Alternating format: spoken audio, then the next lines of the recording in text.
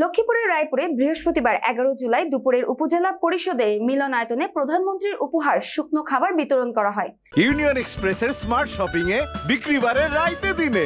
Union express উপজেলা প্রশাসনের আয়োজনে দলীয় নেতাকর্মীদের মাঝে লক্ষ্মীপুর 2 রায়পুর আসনের সংসদ সদস্য এর অনুকূলে বরাদ্দকৃত 5 শতাধিক শুকনো খাবার বিতরণ করা হয়েছে।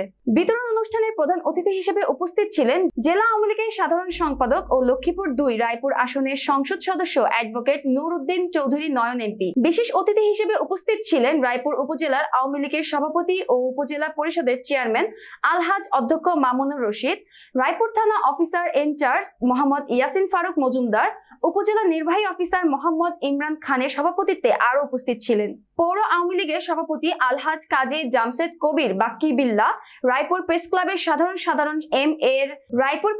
সাধারণ সম্পাদক এম আর সুমন, এছাড়া উপজেলা আওয়ামী লীগের সহযোগী সংগঠনের নেতাকর্মীরা ও স্থানীয় প্রিন্ট ও ইলেকট্রনিক মিডিয়ার সাংবাদিকবৃন্দ উপস্থিত ছিলেন।